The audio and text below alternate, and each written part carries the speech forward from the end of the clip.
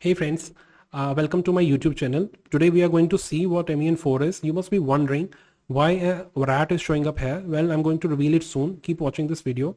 I'm a Dr. Sunil Mattu and I'm a breast and endocrine surgeon currently practicing at Medanta, Lucknow. Well, we already know different types of multiple endocrine neoplasia syndromes, including type 1, type 2A, which is also known as type 2, and type 2B, which is also known as type 3. So just to revise here, the type 1 is the commonest of them and has got 3 Ps, including pituitary, parathyroid and pancreatic tumors in its spectrum.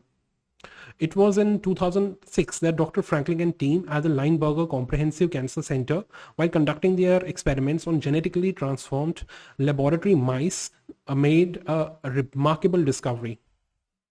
They found functional collaborations between CDK inhibitor genes suppress tumor growth, and they have got a distinct tissue specificity. Also, they found that the loss of P27 proteins can lead to tumors in different endocrine organs.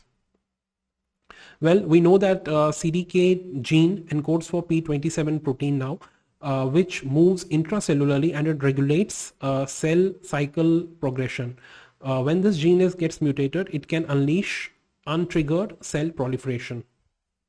Soon in 2000, Dr. Fritz from Germany made another discovery in a mouse model in which he found tumor spectrum resembling both MEN1 and MEN2, but without any recognizable MEN and RET gene mutations. So this was named as MENX by his team due to unrecognizable mutation at his time.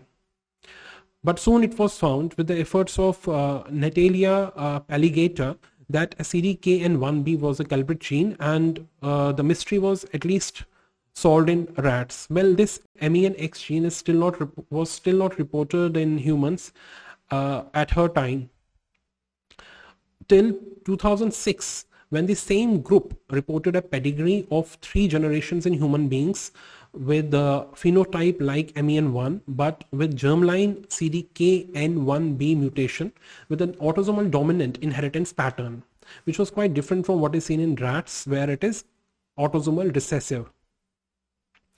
Well, soon the reports of such MEN1 gene negative, MEN1-like syndrome started to fill the literature, and in 2008, finally, MENX was named MEN4 at the 11th International Workshop on MEN in Delphi, Greece. So let us now stop recalling the history now and see what we know so far about this entity. So the reality is that we don't know much about it. Still, there's not many patients in the literature. Literature is so scarce to form any firm conclusion. So what we know is that it is like MEN1, but it is not MEN1. Some premature reviews have concluded that it may have a milder phenotype of disease and can present at a later stage, but we still need to see if these reviews can stand the test of time. But till then, how to manage the patients? So we'll identify the mutation, identify the relatives, perform genetic counseling, and do continued surveillance. WHO also recognizes it as a separate familial endocrine tumor syndrome now, as it has published in its latest classification, which is released in 2022. So no escaping from knowing about it now. So if I summarize now, so MEN4 is an autosomal dominant syndrome which is caused by germline mutation of CDKN1B gene, which is a tumor suppressor gene. So the incidence of CDKN1B mutation in MEN1 phenotype but non-mutated patients is 1.5 to 3.7%. And most common tumor in this condition is also that of parathyroid, followed by pituitary and pancreatic neuroendocrine tumors. Also, we know now that it can be associated with other non-endocrine neoplasms, including cancers of breast, prostate, colon, papillary thyroid cancer, other tumors like angiolipomas as well. And that also, what is reassuring now is that disease may be of lower risk and may present at a lower age. But since data is scarce, it will be unwise to make any conclusions at this point of time.